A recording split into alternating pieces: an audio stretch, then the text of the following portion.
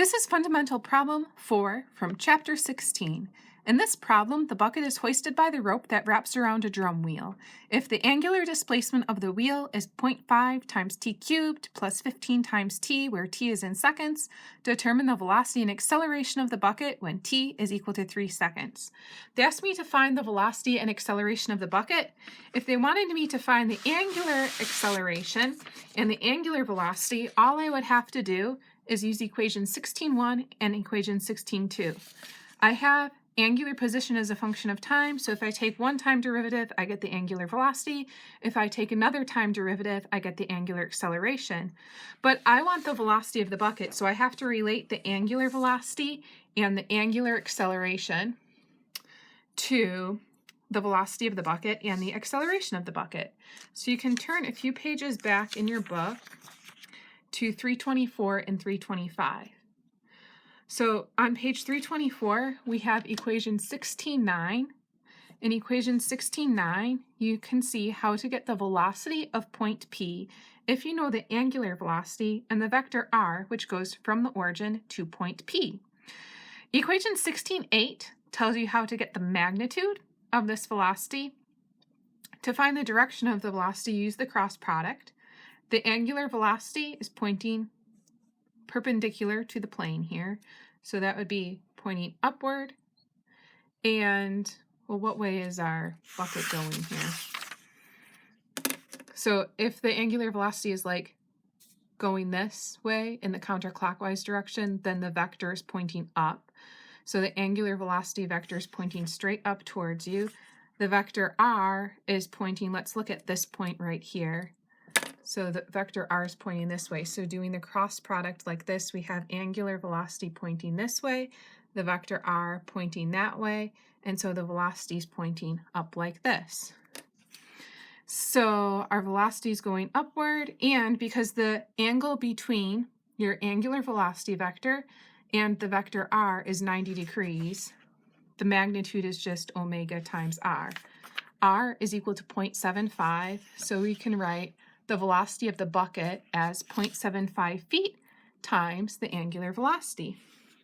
For the angular acceleration, so for the velocity, what we found was the velocity of this point here, but that's the same as the velocity of the rope, which is wrapped around the wheel at this point, and the bucket would have the same velocity as the rope. For the angular acceleration, we can do something similar. This is on page 325. Look at a point on the edge of the wheel.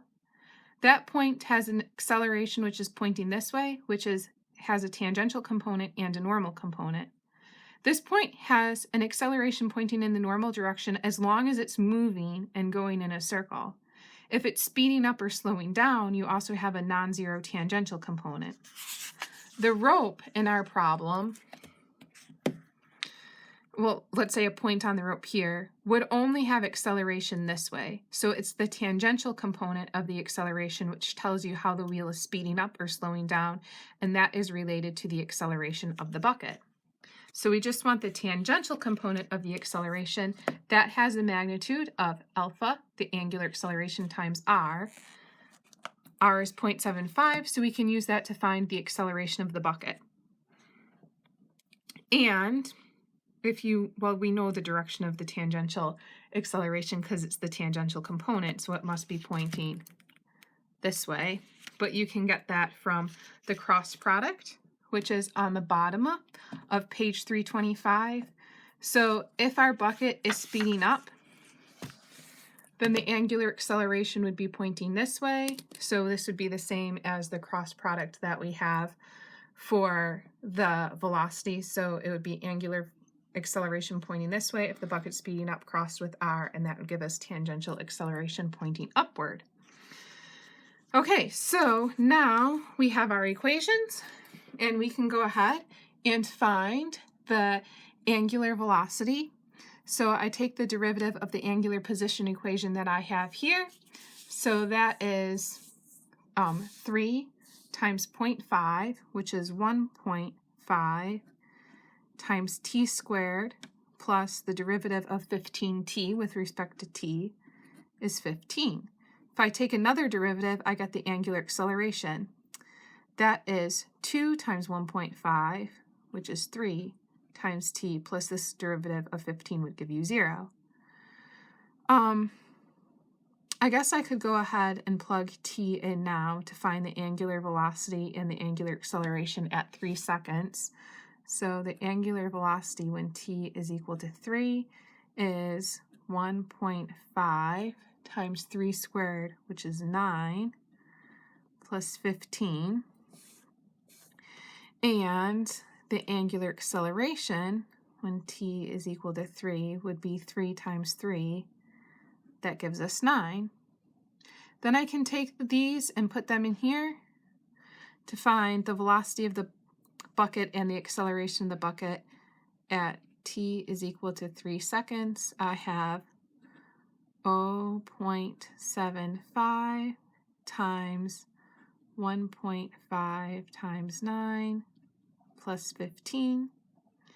And this is 9 times 0.75. That's just the other way around. 0.75 times 9. This gives me 6.75. The units for acceleration are feet per second squared. And this gives me 21.375, or we could round that to 21.38. And the units there are feet per second. And there you have it.